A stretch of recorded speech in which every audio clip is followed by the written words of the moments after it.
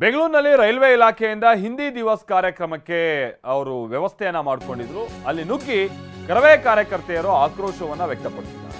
ಗಾಂಧಿನಗರ ಬಳಿಯ ಒಂದು ಖಾಸಗಿ ಹೋಟೆಲ್ನಲ್ಲಿ ಕಾರ್ಯಕ್ರಮವನ್ನ ಆಯೋಜನೆ ಮಾಡಲಾಗಿತ್ತು. ಆ ಬ್ಯಾನರ್ ಅನ್ನ ಹರಿದು ಹಾಕಿದ್ದಾರೆ ಮಹಿಳಾ ಕಾರ್ಯಕರ್ತರು. ಸೊ ಕಾರ್ಯಕ್ರಮದಲ್ಲಿ ಅವ್ರು ಇಟ್ಟಿದ್ರಲ್ಲ ಆ ಶೀಲ್ಡ್ಗಳನ್ನೆಲ್ಲ ಒಡೆದು ಆಕ್ರೋಶವನ್ನ ವ್ಯಕ್ತಪಡಿಸಿದ್ದಾರೆ. ಕಾರ್ಯಕರ್ತೆಯರೆಲ್ಲ ಬರ್ತಿದ್ದಂಗೆ ಬಹುತೇಕರು ಅಲ್ಲಿಂದ ಪರಾರಿಯಾಗಿದ್ದಾರೆ.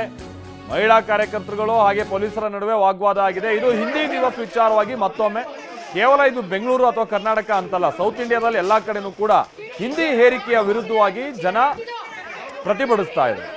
ಅದು ಯಾವ ಮಟ್ಟಿಗೆ ಹೋಗ್ತಾ ಇದೆ ಅಂತಾನೆ ನೋಡಿ. ಇಲ್ಲಿ ತನಕ ನೀವು ಬ್ಯಾಂಕಿಗೆ ಹೋಗಿ, ಅದರಲ್ಲೂ ನೀವೇನಾದ್ರು ಟ್ರೈನಿಗೆ ಹೋಗಿ, TCಗಳಿಂದ ಹಿಡಿದು ಯಾರೇ ಇರಲಿ ಅಲ್ಲಿ ಅವ್ರು ಕನ್ನಡ ಮಾತಾಡ್ಬಿಡ್ಲಿ ನೋಡೋಣ, ಕೇಳಿದ್ರೆ ಬಿಹಾರು ಉತ್ತರ ಪ್ರದೇಶ ಅಂತ ಹೇಳ್ತಾರೆ. ಆಯ್ತು, ಹೌದು ಆ ಮೂಲದವರು, ಬಟ್ ಇಷ್ಟು ವರ್ಷ ಆದ್ರೂ ಒಂದು ಕನ್ನಡ ಪದ ಕೂಡ ಕಲ್ತಿರಲ್ಲ. ಅದು ಬಹಳ ಸಂದರ್ಭದಲ್ಲಿ ವಾಗ್ವಾದಕ್ಕೆಲ್ಲ ಕಾರಣ ಆಗ್ತಾ ಇರೋದು.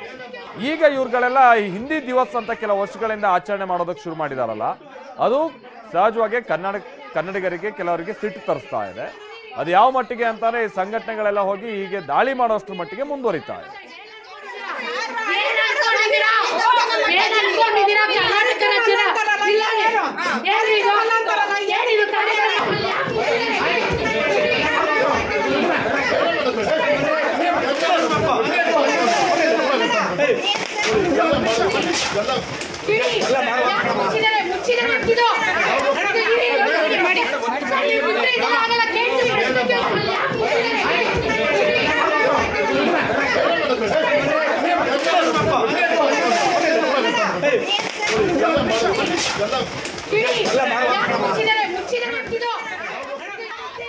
ಹಾಗೆ ಯಾವ ಮಟ್ಟಿಗೆ ಈ ರೀತಿಯಂತ ಗೊಂದಲ ಉಂಟಾಯ್ತು ಅನ್ನುವಂಥ ವಿಚಾರ ಗೊತ್ತಾಯ್ತು. ಪೊಲೀಸರುಗಳು ಕೂಡ ಸ್ಥಳಕ್ಕೆ ಬರ್ತಾರೆ. ಅಲ್ಲಿದ್ದಂತ ಕನ್ನಡ ಪರ ಸಂಘಟನೆಗಳಿಗೆ ಸಂಬಂಧಪಟ್ಟ ಹಾಗಿನ ಮಹಿಳಾ ಕಾರ್ಯಕರ್ತೆಯರನ್ನ ವಶಕ್ಕೆ ಪಡೆದು ಅಲ್ಲಿಂದ ಕರ್ಕೊಂಡು ಹೋದಂತ ಸಂದರ್ಭವನ್ನು ಕೂಡ ನೀವು ಇಲ್ಲಿ ನೋಡ್ತಾ ಇದ್ದೀರಾ.